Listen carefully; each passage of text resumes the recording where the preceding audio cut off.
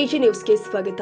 ದಿನಾಂಕ 26/4/2026 ರವಿವಾರದಂದು ಹಾವೇರಿ ನಗರದ ವಾಲ್ಮೀಕಿ ಸರ್ಕಲ್ ಸಮೀಪ ಪಿಡಬ್ಲ್ಯೂಡಿ ಕ್ವಾರ್ಟರ್ಸ್ ಹತ್ತಿರ ಐಡಿಬಿಐ ಬ್ಯಾಂಕ್ ಎದುರು ಮಹರ್ಷಿ ವಾಲ್ಮೀಕಿ ಅವರ ನೂತನ ಮೂರ್ತಿಯ ಅನಾವರಣ ಕಾರ್ಯಕ್ರಮ ಭಕ್ತಿ ಭಾವದಿಂದ ಹಾಗೂ ಅದ್ದೂರಿಯಾಗಿ ಜರುಗಿದೆ.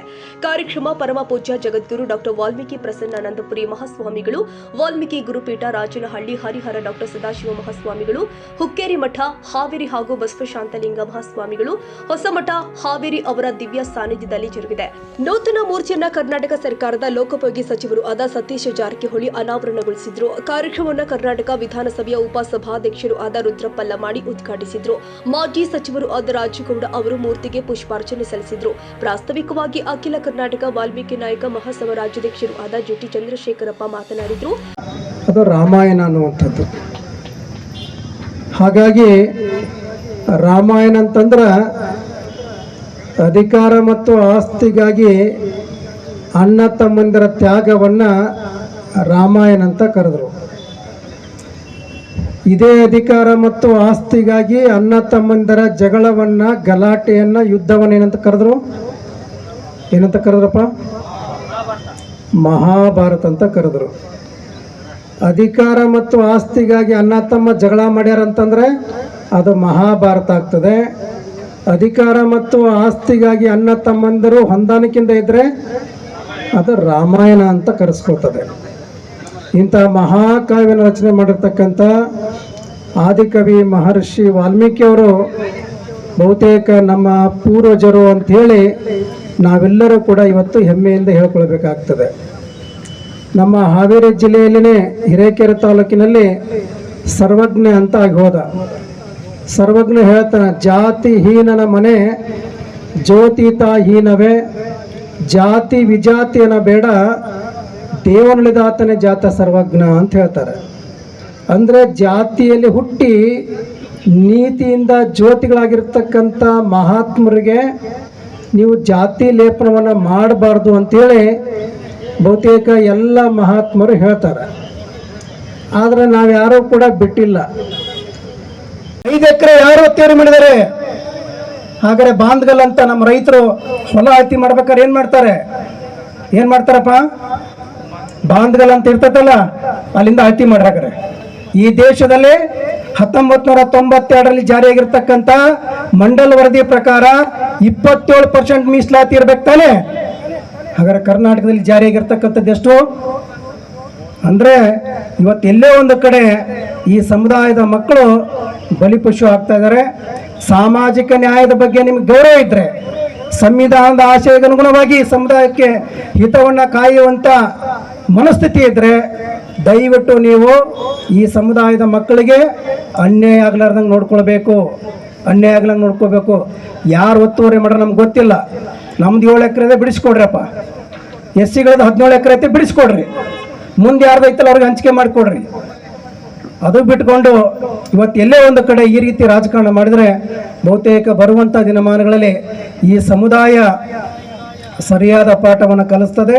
ಬಹುತೇಕ ನಾವು ಕೂಡ ನಮ್ಮ ವಾಲ್ಮೀಕಿ ಜಾತ್ರೆ ಒಳಗೆ ಸನ್ಮಾನ್ಯ ನಿಕಟಪೂರ್ವ ಮುಖ್ಯಮಂತ್ರಿಗಳು ಬಸವರಾಜ ಬೊಮ್ಮಾಯಿ ಅವರು ಅವತ್ತು ಮೀಸಲಾತಿ ಹೆಚ್ಚಳ ಮಾಡಿ ವೇದಿಕೆ ಬಂದಾಗ ಇವತ್ತಿನ ಮುಖ್ಯಮಂತ್ರಿಗಳು ಅವತ್ತು ವಿರೋಧ ಪಕ್ಷದ ನಾಯಕರಾಗಿದ್ದರು.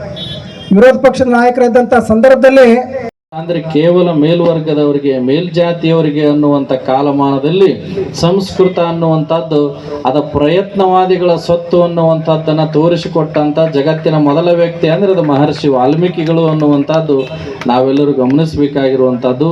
ಆ ನಿಟ್ಟಿನಲ್ಲಿ ಇವತ್ತು ಹಾವೇರಿ ನಗರದಲ್ಲಿ ಪುತ್ಥಳಿಯನ್ನು ಅನಾವರಣ ಮಾಡಲಾಗಿದೆ. ಆ ಮೂಲಕ ಕೇವಲ ಪುತ್ಥಳಿಯನ್ನು ಮಾತ್ರ ಅನಾವರಣ ಮಾಡಿಲ್ಲ, ಅವರ ಆದರ್ಶಗಳನ್ನೇ ಇಲ್ಲಿ ನಿಲ್ಲಿಸಲಾಗಿದೆ. ಅವರ ಆದರ್ಶಗಳನ್ನು ನಮ್ಮ ಸಮಾಜದವರೆಲ್ಲರೂ ಕೂಡ ಅಳವಡಿಸಿಕೊಂಡು ಮಕ್ಕಳಿಗೆ ಉತ್ತಮವಾದ ಗುಣಮಟ್ಟದ ಶಿಕ್ಷಣವನ್ನು ನೀಡುವಲ್ಲಿ ನಿರಂತರ ಪ್ರಯತ್ನ ಆಗಬೇಕು ಅನ್ನುವಂಥದ್ದು ನಮ್ಮೆಲ್ಲರ ಕಳಕಳಿಯಾಗಿದೆ. ಸಮಾಜಕ್ಕೆ ಸಿಗಬೇಕಾದ ಸೌಲಭ್ಯಗಳಿಗೆ ಎಷ್ಟು ಮಹತ್ವವನ್ನು ಕೊಡುತ್ತೇವೆಯೋ ಅಷ್ಟೇ ನಮ್ಮ ಸಮಾಜದ ಹೆಣ್ಣು ಮಕ್ಕಳಿಗೆ ಮತ್ತು ಗಂಡು ಮಕ್ಕಳಿಗೆ ಗುಣಮಟ್ಟದ ಶಿಕ್ಷಣವನ್ನು ನೀಡಿದ್ದೇ ಆದರೆ ಇವತ್ತು ನಮ್ಮ ಸಮರ್ಥ ಸಮಾಜ ನಿರ್ಮಾಣ ಮಾಡಲಿಕ್ಕೆ, ಹೋರಾಟಕ್ಕೆ ಒಂದು ದೊಡ್ಡ ಶಕ್ತಿಯನ್ನು ನೀಡಿದ ಹಾಗೆ ಯಶಸ್ವಿಯಾಗಿ ಆಗ್ತದೆ ಎನ್ನುವಂಥದ್ದು. ಅಂತಹ ಒಂದು ಅಪರೂಪದ ಸಮಾಜದ ನಾಯಕತ್ವವನ್ನು ವಹಿಸಿಕೊಂಡು ಗುರುಪೀಠದಲ್ಲಿ ಕೇವಲ ಸಿಂಹಾಸನಗಳಿಗೆ, ರಾಜ ಮರ್ಯಾದೆಗಳಿಗೆ, ಒಂದು ಉತ್ಸವಗಳಿಗೆ ಮಾತ್ರ ಸೀಮಿತ ಆಗಿದೆ. ಸಮಾಜದ ಹೋರಾಟ ಅಂದ್ರೆ ಅದು ನನ್ನ ಮೊದಲ ಕರ್ತವ್ಯ ಅಂತ ಹೇಳಿ ಆರೋಗ್ಯವನ್ನು ಲೆಕ್ಕಿಸದೆ ಸಮಾಜದ ಹೋರಾಟಕ್ಕಾಗಿ ಸದಾಕಾಲ ಬೆನ್ನೆಲುಬಾಗಿ ನಿಂತ ಶಕ್ತಿ ಯಾವುದು ಅಂದ್ರೆ ಜಗದ್ಗುರು ಪ್ರಸನ್ನ ಆನಂದಪುರಿ ಮಹಾಸ್ವಾಮಿಗಳು ಅನ್ನುವಂಥದ್ದು ನಾವೆಲ್ಲ ಹೆಮ್ಮೆ ಪಡಬೇಕು. ಪರಮ ಪೂಜ್ಯರ ಅನಾರೋಗ್ಯದ ನಡುವೆಯೂ ಕೂಡ ಜನರ ಬೆಳವಣಿಗೆಗಾಗಿ, ಸಮಾಜದ ಉತ್ತುಂಗಕ್ಕಾಗಿ ಸದಾಕಾಲ ಶ್ರಮಿಸ್ತಾ ಇದ್ದಾರೆ. ಪೂಜ್ಯರಿಗೆ ನೀವೆಲ್ಲರೂ ಕೂಡ ಶಕ್ತಿಯನ್ನು ನೀಡಿದ್ದೆ ಆದರೆ ಮತ್ತಷ್ಟು ಮಗದಷ್ಟು ಈ ನಾಡಿಗೆ, ಸಮಾಜಕ್ಕೆ ದೊಡ್ಡ ಕೊಡುಗೆಯನ್ನು ಕೊಡಲಿಕ್ಕೆ ಅವರ ಮುಂದಾಳತ್ವದಲ್ಲಿ ಬರ್ತದೆ ಎನ್ನುವ ಮಾತುಗಳನ್ನು ಈ ಸಂದರ್ಭದಲ್ಲಿ ತಿಳಿಸ್ತಾ ತಾವೆಲ್ಲರೂ ಶಾಂತ ರೀತಿ ಇವತ್ತು ವಾಲ್ಮೀಕಿ ಮೂರ್ತಿಯನ್ನ ಏನು ಇವತ್ತು ಅನಾವರಣ ಮಾಡಿದ್ದೀರಾ, ತಮ್ಮೆಲ್ಲರಿಗೂ ಕೂಡ ನಾನು ಧನ್ಯವಾದಗಳನ್ನ ತಿಳಿಸಕ್ ಬಯಸ್ತೇನೆ. ಏನಿವತ್ತು ವಾಲ್ಮೀಕಿ ಮೂರ್ತಿಯನ್ನ ಇಲ್ಲಿ ಬಹಳ ಒಳ್ಳೆ ಜಾಗದಲ್ಲಿ ನೀವು ಅನಾವರಣ ಮಾಡಿದ್ದೀರಾ. ನಾನು ನಿಮ್ಮಲ್ಲಿ ಕೇಳ್ಕೊಳ್ಳೋದು ಇಷ್ಟೇ, ಅದನ್ನ ಧೂಳು ಹಿಡಿಯಕ್ಕೆ ಬಿಡಬೇಡಿ. ಬಹಳಷ್ಟು ಜಿಲ್ಲೆಗಳಲ್ಲಿ, ಬಹಳಷ್ಟು ತಾಲೂಕುಗಳಲ್ಲಿ ಹೋದಂತ ಸಂದರ್ಭದಲ್ಲಿ ವಾಲ್ಮೀಕಿ ಮೂರ್ತಿಯನ್ನ ಏನು ವಾಲ್ಮೀಕಿ ಜಯಂತಿ ದಿವಸ ಮಾತ್ರ ನೆನ್ಸ್ಕೊಂತಾರೆ. ಹಂಗಾಗಿ ಆ ರೀತಿ ಆಗದೆ ಇರಲಿ. ವಾಲ್ಮೀಕಿ ಮೂರ್ತಿ ನಮ್ಮ ಇಲ್ಲಿ ಐತಿಹಾಸಿಕ ಕ್ಷಣಗಣನೆ. ಯಾಕಂದ್ರೆ ಇವತ್ತು ನಮ್ಮ ಈ ಹಾವೇರಿ ಜಿಲ್ಲೆಯ ಹೃದಯ ಭಾಗದಲ್ಲಿ ಇವತ್ತೊಂದು ದಿವಸ ನಾವು ಆದಿಕವಿ ಮಹರ್ಷಿ ವಾಲ್ಮೀಕಿ ಅವರ ಪಂಚಲೋಹದ ಪುತ್ಥಳಿನ ಅನಾವರಣ ಕಾರ್ಯಕ್ರಮವನ್ನು ನೆರವೇರಿಸಿದ್ದೇವೆ. ಬಹಳ ಖುಷಿಯಿಂದ ನಾವು ಹೆಮ್ಮೆಯಿಂದ ಹೇಳ್ಕೊತೇವೆ. ಈ ಒಂದು ಪುತ್ಥಳಿಯನ್ನು ನಮ್ಮ ಸಮಾಜದ ವಾಲ್ಮೀಕಿ ಸಮಾಜದ ನಾಯಕರು ಸೇರಿ ಇವತ್ತು ಈ ಒಂದು ಪುತ್ಥಳಿಯನ್ನು ನಿರ್ಮಾಣ ಮಾಡಿದ್ದೇವೆ. ಸುಮಾರು 15 ಲಕ್ಷ ರೂಪಾಯಿ ಖರ್ಚು ಮಾಡಿ ನಾವೇ ಸ್ವತಃ ಸಮಾಜದ ಸೇರಿ ಇವತ್ತು ಅದನ್ನು ಪುತ್ಥಳಿ ನಿರ್ಮಾಣ ಮಾಡಿದ್ದೇವೆ. ಯಾಕೆಂದರೆ ನಾವು ಈ ಪುತ್ಥಳಿ ನಿರ್ಮಾಣ ಮಾಡ್ಕೊಂಡ್ರೆ ನಮ್ಮ ರಾಜುಗೌಡರು ಹಿನ್ನೆಲೆ ಸ್ಫೂರ್ತಿ, ಅವರು 5 ಲಕ್ಷ ರೂಪಾಯಿ ಕಾಣಿಕೆ ಕೊಟ್ಟು, ಇನ್ನು ಉಳಿದ ನಾವು ಸಮಾಜ ಬಾಂಧವರೆಲ್ಲ ಸೇರಿ ಈ ಒಂದು ಪುತ್ಥಳಿಯನ್ನು ಅನಾವರಣ ಮಾಡಿದ್ವಿ. ಈ ಪುತ್ಥಳಿ ಅನಾವರಣ ಕಾರ್ಯಕ್ರಮದಲ್ಲಿ ನಮ್ಮ ಲೋಕೋಪಯೋಗಿ ಸಚಿವರು ಸತೀಶ್ ಜಾರಕಿಹೊಳಿ ಅವರು ಮತ್ತು ರಾಜುಗೌಡರು ಮತ್ತು ಸಲೀಂ ಅಹಮದ್ ಅವರು, ಅನೇಕ ನಮ್ಮ ಯುವ ಘಟಕ ಅಧ್ಯಕ್ಷ ಅಂತ ತುಳಸಿರಾಮ್ ಅವರು, ಬಂಗಾರ ಹನುಮಂತು ಎಲ್ಲರೂ ಕೂಡ ಇವತ್ತು ಈ ಕಾರ್ಯಕ್ರಮಕ್ಕೆ ಅವರೆಲ್ಲರೂ ಸ್ಫೂರ್ತಿನ ತುಂಬಿ ಇವತ್ತು ರುದ್ರಪ್ಪ ನಮ್ಮ ಮಾಜಿ ನಮ್ಮ ವಿಧಾನಸಭಾ ಉಪಾಧ್ಯಕ್ಷರಾದಂಥ ರುದ್ರಪ್ಪ ಮನಪ್ಪ ಲಮಾಣಿಯವರು ಕೂಡ ಅವರ ಪುತ್ರ ಆದಂಥ ದರ್ಶನ್ ಲಮಾಣಿ ಈ ಒಂದು ರಾತ್ರಿ ಕೂಡ ಇವತ್ತೊಂದು ಇವೆಂಟನ್ನು ಮಾಡ್ತಾ ಇದ್ದಾರೆ. ಅವ್ರ ಪುತ್ರ ಈ ಒಂದು ಖರ್ಚನ್ನು ಅವರು ಕೂಡ ನೋಡ್ಕೊಂಡಿದ್ದಾರೆ. ಅವರೆಲ್ಲರಿಗೂ ಕೂಡ ನಮ್ಮ ಮತ್ತೊಮ್ಮೆ ಧನ್ಯವಾದಗಳನ್ನ ಹೇಳ್ತೇನೆ. ಅದೇ ರೀತಿ ಈ ಕಾರ್ಯಕ್ರಮಕ್ಕೆ ಸ್ಫೂರ್ತಿ ನಮ್ಮ ಕುಲ ಬಾಂಧವರು ಎಲ್ಲರೂ ಸೇರಿ ಇವತ್ತು ದಾನಿಗಳಿಗೆ ನಾನು ಅವ್ರಿಗೆ ತುಂಬ ಧನ್ಯವಾದ ಹೇಳ್ತೇನೆ. ಯಾಕಂದರೆ ಯಾರ ಮನೆಗೆ ಹೋದ್ರು ಒಬ್ಬರು ಇಲ್ಲ ಅಂದಿಲ್ಲ, ಒಬ್ಬರು 10,000, 20,000 ಲಕ್ಷ ಗಂಟಲೆ ಕೊಟ್ಟು ಇವತ್ತು ಆ ಪುತ್ಥಳಿಯನ್ನು ನಿರ್ಮಾಣ ಮಾಡಿದರೆ ಅವರೆಲ್ಲರಿಗೆ ನಾನು ಧನ್ಯವಾದವನ್ನು ಹೇಳ್ತಾ ಈ ಒಂದು ರಾತ್ರಿ ಕಾರ್ಯಕ್ರಮಕ್ಕೆ ಎಲ್ಲರೂ ಬಂದು ಒಂದು ಲೈಟಿಂಗ್ ಮತ್ತು ಒಂದು ಸಿಡಿ ಮಧ್ಯನ ಒಂದು ಕಾರ್ಯಕ್ರಮ ಇದೆ. ಎಲ್ಲರೂ ಬಂದು ಪಾಲ್ಗೊಂಡು ಆ ಕಾರ್ಯಕ್ರಮ ವೀಕ್ಷಣೆ ಮಾಡಬೇಕಂತ ತಮ್ಮಲ್ಲಿ ಕೇಳ್ಕೊತಾರೆ. ನಿಮ್ ಜೊತೆ ನಾವೆಲ್ಲರೂ ಅದೀವಿ.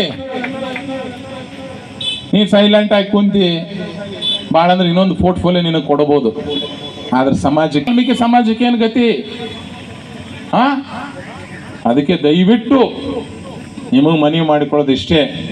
ಇವತ್ತು ನಮ್ಮ ಸಮಾಜ ಒಂದಾಗಿದ್ರೆ ಇವತ್ತಂತ ನೀವು ನೋಡ್ರಿ, ನೀವು ಏನು ತೀರ್ಮಾನ ಮಾಡ್ತೀರಿ ಕರ್ನಾಟಕ ರಾಜ್ಯದಲ್ಲಿ ಅದೇ ಸರ್ಕಾರ ಬರ್ತದೆ. 2018ರಲ್ಲಿ ಬಿಜೆಪಿ ಸಪೋರ್ಟ್ ಮಾಡಿದ್ರಿ, ಬಿಜೆಪಿ ಬಂತು. ಮತ್ತು ಕಾಂಗ್ರೆಸ್ ಸಪೋರ್ಟ್ ಮಾಡಿದ್ರೆ ಕಾಂಗ್ರೆಸ್ ಬಂತು. ಅಂದ್ರೆ ವಾಲ್ಮೀಕಿ ಸಮಾಜ ಯಾರಿಗೆ ಸಪೋರ್ಟ್ ಮಾಡ್ತೀರಿ ಅವರು ಅಧಿಕಾರಕ್ಕೆ ಬಂದೇ ಬರ್ತಾರೆ. ಆದರೆ ಆ ಚೇರಲ್ಲಿ ಕುಂತೋರು ನಮ್ಮ ಕಡೆ ನೋಡಕತ್ತಾರೇನು ಹೇಳ್ರಿ, ಯಾರು ಇದ್ರ ಬಗ್ಗೆ ಗಮನ ಕೊಡ್ತಿಲ್ಲ. ಆದರೆ ಮುಂದಿನ ದಿನಗಳಲ್ಲಿ ಹೆಂಗೆ ಆಗ್ಬೇಕಪ್ಪ ಅಂದ್ರೆ ನಿಮ್ಮ ಮಾತು ಯಾರು ಕೇಳ್ತಾರೋ ಅಲ್ಲಿ ಅಧಿಕಾರಕ್ಕೆ ಇರಬೇಕು. ನಿಮ್ಮ ಮಾತು ಕೇಳೋರು. ಯಾಕಂದರೆ ಮೇನ್ ರೋಡಲ್ಲೇ ಇದು ಭವ್ಯವಾದಂಥ ಮಹರ್ಷಿ ವಾಲ್ಮೀಕಿ ಗುರುಗಳ ಒಂದು ಮೂರ್ತಿ ಆವರಣ ಕಾರ್ಯಕ್ರಮ ಇತ್ತು. ಭಾಳ ಖುಷಿ ಆಗ್ತಿದ್ದು ಒಂದು ಉದ್ಘಾಟನೆ ಸಮಾರಂಭಕ್ಕೆ ಬಂದಿರೋದು. ಯಾಕೆಂದ್ರೆ ಬಹಳ ವರ್ಷಗಳಿಂದ ನಮ್ಮೆಲ್ಲರ ಕನಸಿತ್ತು ಇಲ್ಲೊಂದು ಒಳ್ಳೆಯ ಭವ್ಯವಾದ ಮಹರ್ಷಿ ವಾಲ್ಮೀಕಿ ಅವರ ಮೂರ್ತಿ ಆಗಲಿ ಅಂತೇಳಿ. ಅದು ಇವತ್ತು ಜನರ ಒಂದು ಆಶ್ರಯದಿಂದ ಮತ್ತು ಇಲ್ಲಿ ಹಾವೇರಿ ಎಲ್ಲರ ಸಹಕಾರದಿಂದ ಈಡೇರ್ತಿರೋದು ಭಾಳ ಖುಷಿಯಾಗಿದೆ. ಆ ಒಂದು ಕಾರ್ಯಕ್ರಮಕ್ಕೆ ಬಂದಿದ್ದೇವೆ. ಇದು ಒಳ ಮೀಸಲಾತಿ ಸರ್, ಈಗ ಒಳ ಮೀಸಲಾತಿ ಬಗ್ಗೆ ಯಾಕಂದರೆ BJP ಸರ್ಕಾರ ಇದ್ದಂಥ ಸಂದರ್ಭದಲ್ಲಿ 15% ಇರುವಂಥ SC ಕಮ್ಯುನಿಟಿ 17% ರಿಸರ್ವೇಷನ್ ಹೆಚ್ಚು ಮಾಡಿದ್ದೀವಿ. ST ಸಮಾಜದ ಬಹುದಿನದ ಕನಸು, ಭಾಳ ದಿನದ ಹೋರಾಟ ಇತ್ತು. 3% ಇದ್ದದ್ದು 7.5% ಮಾಡಬೇಕನ್ನೋದು, ಅದು 7% ಮಾಡಿದ್ದೀವಿ. ಆದರೆ ಇವತ್ತು ಸರ್ಕಾರ ಅದೇ 17 ಇದ್ದದನ್ನು 15 ಮಾಡಿ, ಅದೇ 7 ಇದ್ದದನ್ನು 3 ಕೀಳಿಸಿದ್ದು ದೊಡ್ಡ ಅನ್ಯಾಯ ಅದು. ಯಾಕೆಂದರೆ ಎಲ್ಲ ಕಡೆ ಹೇಳ್ತಾರೆ ಕಾಂಗ್ರೆಸ್ ಪಕ್ಷ ಅಂತಂದರೆ, ಕಾಂಗ್ರೆಸ್ ಸರ್ಕಾರ ಅಂದರೆ ಹಿಂದುಳಿದವ್ರದ್ದು, ದಲಿತರ, ಅಲ್ಪಸಂಖ್ಯಾತ ಪಕ್ಷ ಅಂತ ಹೇಳ್ತಾರೆ. ಮತ್ತು ಹಿಂದುಳಿದ ದಲಿತರಿಗೆ ನೀವೇನು ಒಳ್ಳೇದು ಮಾಡಿದ್ರಿ? ಈ ದಲಿತರಿಗೆ ಎಲ್ಲರೂ ಏನು ಹೇಳ್ತಾರೆ, BJP ಅಧಿಕಾರಕ್ಕೆ ಬಂದ ತಕ್ಷಣ ಸಂವಿಧಾನವನ್ನು ಚೇಂಜ್ ಮಾಡ್ತದೆ, ರಿಸರ್ವೇಷನ್ ತೆಗಿತದೆ ಅಂತ ಎಲ್ಲರೂ ಹೇಳ್ತಿದ್ರೆ, ಅದೇ BJP ಅವ್ರ ಅಧಿಕಾರದಾಗಿದ್ದಾಗ 15 ಇದ್ದು 17% ರಿಸರ್ವೇಷನ್ ಹೆಚ್ಚು ಮಾಡಿದರು. 3% ಇರುವಂಥ ST ರಿಸರ್ವೇಷನ್ನು 7% ಹೆಚ್ಚು ಮಾಡಿದರು. ಈಗ ಯಾರು ತೆಗೆದ್ರು? ಕಾಂಗ್ರೆಸ್ ಅವರೆಲ್ಲ ತೆಗೆದರು. ಅಂದರೆ ಕಾಂಗ್ರೆಸ್ಸು ವೋಟ್ ಬ್ಯಾಂಕಿಗೋಸ್ಕರ ಮೋಸ ಮಾಡೋದು ಬಿಟ್ಟರೆ, ದಲಿತರಿಗೆ SC ST ವರ್ಗದವ್ರಿಗೆ ಮೋಸ ಮಾಡೋದು ಬಿಟ್ಟರೆ ಇದುವರೆಗೂ ಏನೂ ಮಾಡಿಲ್ಲ. ಭಾಷಣದಾಗೆಲ್ಲ ಅಷ್ಟೇ ಬದನೆಕಾಯಿ ತಿನ್ನಿಸ್ತಾರೆ ಹೊರತಾಗಿ ನಿಜ ತಟ್ಟೆಯಲ್ಲಿ ಅವ್ರು ಏನೂ ಬಡಿಸಂಗಿಲ್ಲ. ಅವ್ರಿಗೇನಿದ್ರು SC ST ಅವರು ಬೇಡಿಕೆಂತ ಇರಬೇಕು, ಅವ್ರು ಬಂದಾಗ ಅಪ್ಲಿಕೇಶನ್ ಕೊಟ್ಕೊಂತ ಇರಬೇಕು, ಅವ್ರ ಮನೆಗೆ ಒಳ್ಳೆ ಜಾಬ್ ಸಿಗಬಾರ್ದು, ಒಳ್ಳೆ ಎಜುಕೇಷನ್ ಸಿಗಬಾರ್ದು, ಯಾವಾಗಾರ ಓಣಿಗೆ ಹೋದಾಗ ನನಗೆ ಮನಿ ಆಗಿಲ್ಲ ಅಂತ ಕೇಳೋದು ಬಿಟ್ಟರೆ ಬೇರೆದು ಆಗಬೇಡ ಒಂದು ಉದ್ದೇಶ ಕಾಂಗ್ರೆಸ್ಸಿಗಿದೆ. ಇದಕ್ಕೋಸ್ಕರ ಕೋರ್ಟಲ್ಲಿ ಸರಿಯಾದಂಥ ಹೋರಾಟ ಮಾಡಲಾರ್ದೇ, ಕೋರ್ಟಲ್ಲಿ ಯಾವುದು ದಾವೆ ಮಾಡಲಾರ್ದೇ, ಸುಮ್ಮನೆ ಒಂದು ಸ್ಟೇನು ವೆಕೆಂಟ್ ಮಾಡಿಸೋದಾಗಲಾರ್ದೇ ಇವತ್ತು ಈ ಪರಿಸ್ಥಿತಿಗೆ ತಂದು ನಿಲ್ಲಿಸಿದೆ. ನಿಜಕ್ಕೂ ಇದು ನನ್ನ ಭಾಳ ನಾಚಿಕೆಗೇಡಿನ ವಿಷಯ. ಮತ್ತು ನಾನು ಸಮಾಜಕ್ಕೆ ಒಂದು ಮಾತಾಡ್ತೀನಿ, ಯಾವ ರಾಜಕಾರಣಿಗಳು ನಂಬಿ ಯಾವ ಸಮಾಜದವರು ಯಾವ ಪಕ್ಷನೂ ಹೇಳ್ತೀನಿ, ಯಾವ ಪಕ್ಷನೂ ನಂಬಿರಬಾರ್ದು. ಇವತ್ತು ದಲಿತರು ಯಾವ ಥರ ಹೋರಾಟ ಮಾಡೋದಕ್ಕೆ ಅವರಿಗೆ ಬಲಗೈ ಸಮಾಜಕ್ಕೆ ಎಡಗೈ ಸಮಾಜಕ್ಕೆ 5.25 ಕೊಟ್ಟರು ಅವರು. ಆ ಥರ ST ಸಮಾಜನೂ ವಾಲ್ಮೀಕಿ ಸಮಾಜವೂ ಮತ್ತು ST ಸೇರುವಂಥ ಎಲ್ಲರೂ ಸ್ವಯಂ ಪ್ರೇರಿತವಾಗಿ ಹೋರಾಟ ಮಾಡಿದ್ರೆ ಮಾತ್ರ ನ್ಯಾಯ ಸಿಗ್ತದೆ. ಯಾರೋ ಒಬ್ಬರು ರಾಜು ಗೌಡ್ರು ನಂಬಿ ಹೋರಾಟ ಮಾಡಿದ್ರೆ, ಯಾರೋ ಒಬ್ಬರು ಸತೀಶ್ ಜಾರಕಿಹೊಳಿ ಅವ್ರಿಗೆ ನಂಬಿ ಹೋರಾಟ ಮಾಡಿದ್ರೆ, ಯಾರು ಶ್ರೀರಾಮುಲು ನಂಬಿ ಹೋರಾಟ ಮಾಡಿದ್ರೆ ಸಾಧ್ಯ ಇಲ್ಲ. ಯಾಕಂದರೆ ನಮ್ಮ ಅಧಿಕಾರಕ್ಕೆ ಆಸೆಗೆ ನಾವು ಸಮಾಜನ ಬಲಿ ಕೊಟ್ಟು ಬಿಡ್ತೀವಿ. ಸಮಾಜ ಉದ್ಧಾರ ಆಗಬೇಕು, ಸಮಾಜ ಏಳಿಗಾಗಬೇಕು, ಯುವಕರು ಎಲ್ಲರೂ ಜಾಗೃತ ಆಗ್ಬೇಕಂತ ಯುವಕರು ಹೋರಾಟ ಮಾಡಿದ್ರೆ ಮಾತ್ರ ನಮಗೆ ನ್ಯಾಯ ಸಿಗ್ತದೆ. ಇದು ದೊಡ್ಡ ವಾಲ್ಮೀಕಿ ಸಮಾಜಕ್ಕೆ ST ವರ್ಗಕ್ಕೆ ದೊಡ್ಡ ಅನ್ಯಾಯ ಆಗಿದೆ. ಈ ಅನ್ಯಾಯದ ವಿರುದ್ಧ ಜನರು ಸಿಡಿದಾಳಂತ ಒಂದು ಕೆಲಸ ಬರುವಂಥ ದಿನಗಳಲ್ಲಿ ಮಾಡ್ತಾರೆ. ರಾಜ್ಯ ಸರ್ಕಾರ ನಡೆಸಿದ ಜಾತಿ ಗಣತಿ ಇನ್ನೂ ಮನ್ನಣೆ ಆಗಿಲ್ಲ ನೋಡ್ರಿ. ರಾಜ್ಯ ಸರ್ಕಾರ ಜಾತಿ ಗಣತಿ ಮನ್ನಣೆ ಮಾಡೋಕ್ಕೂ ರೆಡಿ ಇಲ್ಲ, ಅವ್ರು ಯಾವುದನ್ನು ಮಾಡೋಕ್ಕೆ ರೆಡಿ ಇಲ್ಲ. ಸುಮ್ಮನೆ ಇವತ್ತು ಅಲ್ಲೇ ಆಯಿತು, ಇದೇನ ಸತೀಶ್ ಅಣ್ಣವರೇ, ಇದೇ ಗುರುಗಳೇ 257 ದಿನ ಪಾಪ ಹೋರಾಟ ಮಾಡಿದಾಗ ನಾವು ಅದ್ರ ರಿಸರ್ವೇಷನ್ ತೊಗೊಂಡ್ಬಂದಿದ್ದೀವಿ. ಈಗ ಅದು ಇಳಿದ ಮೇಲೆ ಒಬ್ಬರು 14 ಜನ ಕಾಂಗ್ರೆಸ್ ಪಕ್ಷದಾಗ ಗೆದ್ದಿದ್ದಾರೆ. ನಾವು ಯಾರ್ಯಾರು ST ಹೋರಾಟ ಮಾಡಿದ್ದೀವಿ, ಯಾರ್ಯಾರು ST ತರಬೇಕಂತ ಭಾಳ 3-7% ಮಾಡಿದ್ವಿ. ನಾವೆಲ್ಲರೂ ಸೋತ್ಬಿಟ್ಟು ಹೋರಾಟ ಮಾಡಿದವರೆಲ್ಲ. ಯಾಕೆಂದ್ರೆ ಬೇರೆ ಕಮ್ಯುನಿಟಿಯವ್ರಿಗೆ ಏನಂದರೆ ನಮ್ಮ ಕಮ್ಯುನಿಟಿಯವ್ರಿಗೆ ಭಾಳ ಪ್ರೀತಿ ಮಾಡಿದ್ರು, ಬೇರೆಯವ್ರಿಗೆ ಇದಂತ ಅವರೆಲ್ಲರೂ ನಮ್ಗೆ ಸೋತ್ಬಿಟ್ಟಿವಿ ಏನೋ ತಪ್ಪಿಂದ. ಆದರೆ ಗೆದ್ದಂಥವ್ರು ಒಬ್ಬರು ಚಕ್ಕಾರ ಶಬ್ದ ಎತ್ತಿಲ್ಲ. ಈ ಪರಿಸ್ಥಿತಿ ಆದರೆ ಯಾವ ಥರ ನಮ್ಮ ಸಮಾಜಕ್ಕೆ ದೊಡ್ಡ ಅನ್ಯಾಯ ಆಗಿದೆ. ಅದ್ರ ಬಗ್ಗೆ ನಾನು ಹೇಳೋದು, ಜನರೇ ಸ್ವಯಂ ಪ್ರೇರಿತ ಹೋರಾಟ ಮಾಡಿದ್ರೆ ನ್ಯಾಯ ಸಿಗ್ತದೆ ಹೊರತಾಗಿ ಪಕ್ಷದಿಂದ ಹೋರಾಟ ಮಾಡಿದ್ರೆ ನ್ಯಾಯ ಸಿಗಂತ. ಬುಡಕಟ್ಟು ಜನಾಂಗದಲ್ಲಿ ಅನ್ಯಾಯ ಆಗ್ತಾ ಇದೆ ಅಂತ. ಬುಡಕಟ್ಟು ಜನಾಂಗವನ್ನು ಬುಡ ಇರ್ಲಾರ್ದಂಗೆ ಕುಳಿತಿದ್ದಾರೆ. ಬುಡಕಟ್ಟು ಜನಾಂಗವನ್ನು ಬುಡ ಇರ್ಲಾರ್ದಂಗೆ ಕುಳಿತಿದ್ದಾರೆ. 7% ರಿಸರ್ವೇಷನ್ನ ಮತ್ತೆ 3% ರಿಸರ್ವೇಷನ್ ಕೊಡ್ತಾರೆ ಅಂತಂದ್ರೆ ಅರ್ಥ ಇಲ್ಲ. ಇವತ್ತು ಜನ ಭಾಳ ಬಂದಿಲ್ಲ ನೋಡ್ರಿ, ಎದಕ್ಕೆ ಬಂದಿಲ್ಲ ಫಂಕ್ಷನ್ಗೆ, ಅದ್ರ ಎಫೆಕ್ಟೇ ಬಂದಿಲ್ಲ. ಜನರಿಗೆ ಆಲ್ರೆಡಿ ರೊಚ್ಚಿಗೆದ್ದು ಬಿಟ್ಟಿದ್ದಾರೆ. ಈ ಕಾರ್ಯಕ್ರಮ ಇಲ್ಲಂದ್ರೆ, ಈ ಕಾರ್ಯಕ್ರಮ ಏನಿಲ್ಲಂದ್ರೂ ಒಂದು 15-20 ಸಾವಿರ ಜನದಿಂದ ಆಗ್ಬೇಕು ಈ ಕಾರ್ಯಕ್ರಮ. ಹಾವೇರಿಗೆ ಅಷ್ಟು ಆದರೆ ನಮ್ಮ ಕಮ್ಯುನಿಟಿಯವರಿಗೆ ಸರ್ಕಾರದ ಮೇಲೆ ಭಾಳ ದ್ವೇಷ ಸ್ಟಾರ್ಟ್ ಆಗಿಬಿಟ್ಟಿದೆ. ಮೊನ್ನೆ ಹಿಡಿದಂತೂ ನನಗೆ 100 ಫೋನ್ ಬಂದವ. ಹೋರಾಟ ನಾನು ಮಾಡಿದ್ರೆ ರಾಜಕೀಯ ಹೋರಾಟ ಆಗ್ತದೆ.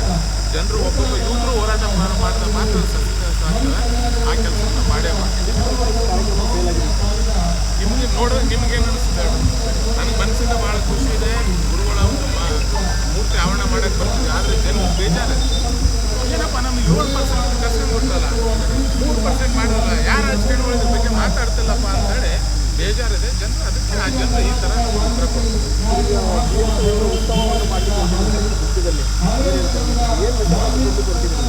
ನೋಡ್ರಿ, ಒಂದು 25 ವರ್ಷ ರಾಜಕೀಯ, 50 ವರ್ಷ ಇವೆಲ್ಲ ಏನು ಆ ಒಂದು ಇದರಲ್ಲಿ ಒಂದು ಒಳ್ಳೆಯ ಕಾರ್ಯಕ್ರಮ ಮಾಡಿ ಅವರಿಗೆಲ್ಲ ಅವರು ಅಭಿಮಾನಿಗಳು ಸೇರಿ ಅವರಿಗೆ 20 ವರ್ಷ ರಾಜ್ಯ ಒಳ್ಳೆಯದು ಮಾಡಿದ್ರೆ ಒಂದು ಶುಭ ಸಂದೇಶ ಅವತ್ತಿಂದ ಒಂದು ಒಳ್ಳೆ ಮಾತಾಡಿ ಒಂದು ಎಲ್ಲರೂ ಸೇರ್ಬೇಕಂತ ಒಂದು ಕಾರ್ಯಕ್ರಮ. ಸಿದ್ದರಾಮೋತ್ಸವ ಹಬ್ಬದ ಕಾರ್ಯಕ್ರಮ ಏನು ಸರ್? ಸಿದ್ದರಾಮೋತ್ಸವ ಸಾಹೇಬರ ಕಾರ್ಯಕ್ರಮ ಬೇರೆ, ಯಡಿಯೂರಪ್ಪ ಕಾರ್ಯಕ್ರಮ ಬೇರೆ, ಅವ್ರ ಅಧಿಕಾರ ಬರೋಗೋಸ್ಕರ ಕಾರ್ಯಕ್ರಮ ಮಾಡಿ ಸಾಹೇಬರ ಅಧಿಕಾರದಿಂದ ಆ್ಯಕ್ಟಿವ್ ನಮ್ಮೆಲ್ಲ ಮುಖಂಡರು ಓಡಿದ್ದಾರೆ. ಅವರಿಗೆ 50 ವರ್ಷದ ಕಾಲೇಜಲ್ಲಿ ನಾವೆಲ್ಲ ತಂದು ಒಳ್ಳೆಯ ಸಂದೇಶ ಯಾರು ಅವ್ರ ಬಂದ್ ಮಾಡೋದು ಸಂಘಟನೆ ಮಾಡೋಕ್ಕೆ ಇದೊಂದು ಅವಕಾಶ ಸದ್ಬಳಕೆ ಮಾಡ್ತಾರೆ. ಅತಿಥಿಗಳಾಗಿ ಬ್ಯಾಡಗಿ ಕ್ಷೇತ್ರದ ಶಾಸಕ ಬಸವರಾಜ ಶಿವಣ್ಣನವರ, ವಿಧಾನ ಪರಿಷತ್ ಮುಖ್ಯ ಸಚೇತಕರು ಆದ ಸಲೀಂ ಅಹಮದ್, ರಾಜ್ಯಾಧ್ಯಕ್ಷ ಟಿಆರ್ ತುಳಸಿರಾಮ್ ಸೇರಿ ಹಲವರು ಭಾಗವಹಿಸಿದ್ರು. ಕಾರ್ಯಕ್ರಮದಲ್ಲಿ ಸಮಾಜದ ಮುಖಂಡರು, ಉದ್ಯಮಿಗಳು, ವಿವಿಧ ಜಿಲ್ಲೆ ಹಾಗೂ ತಾಲೂಕುಗಳಿಂದ ಆಗಮಿಸಿದ ಅಖಿಲ ಕರ್ನಾಟಕ ವಾಲ್ಮೀಕಿ ನಾಯಕ ಮಹಾಸಭಾ ಸದಸ್ಯರು ಹಾಗೂ ಸಾವಿರಾರು ಭಕ್ತರು ಭಾಗವಹಿಸಿ ಕಾರ್ಯಕ್ರಮಕ್ಕೆ ವಿಶೇಷ ಮೆರುಗು ಕೊಟ್ಟಿದ್ದಾರೆ. ಈ ಸಂದರ್ಭದಲ್ಲಿ ವಿವಿಧ ತಾಲೂಕಿನ ಹಾಗೂ ಗ್ರಾಮಗಳ ಅಧ್ಯಕ್ಷರು ಹಾಗೂ ಅತಿಥಿಗಳನ್ನ ಸನ್ಮಾನಿಸಲಾಗಿದೆ. ನಂತರ ಆಗಮಿಸಿದ ಎಲ್ಲರಿಗೂ ಊಟದ ವ್ಯವಸ್ಥೆ ಕಲ್ಪಿಸಲಾಗಿತ್ತು. Raviraj Sanshi, Haveri age news.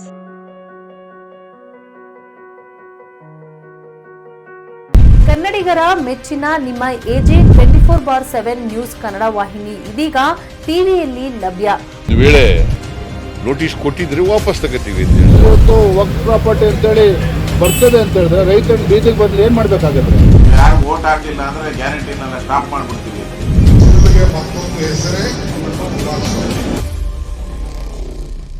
ಕರ್ನಾಟಕ ಮತ್ತು ದೇಶ ವಿದೇಶ 360 ಡಿಗ್ರಿ ಸುದ್ದಿ ಹಾಗೂ ಉತ್ತರ ಕರ್ನಾಟಕ, ಬೆಳಗಾವಿ, ಬಾಗಲಕೋಟೆ, ಧಾರವಾಡ, ಹಾವೇರಿ, ಗದಗ, ಬಿಜಾಪುರ ಜಿಲ್ಲೆಯ ಕ್ಷಣ ಕ್ಷಣದ ವಿವರವನ್ನ ಪಡೆಯುವುದಕ್ಕೆ ಎಜೆ 24/7 ನ್ಯೂಸ್ ಕನ್ನಡ ವಾಹಿನಿಯನ್ನ ಲೈಕ್ ಮಾಡಿ, ವಿಡಿಯೋಗಳನ್ನ ಶೇರ್ ಮಾಡಿ, ಕಮೆಂಟ್ ಮಾಡುವ ಮೂಲಕ ನಮ್ಮ ವಾಹಿನಿಗೆ ಸಹಕಾರ ನೀಡಿ ಮತ್ತು ಚಾನೆಲ್ ಅನ್ನ ಸಬ್ಸ್ಕ್ರೈಬ್ ಮಾಡಿ. ಧನ್ಯವಾದಗಳು.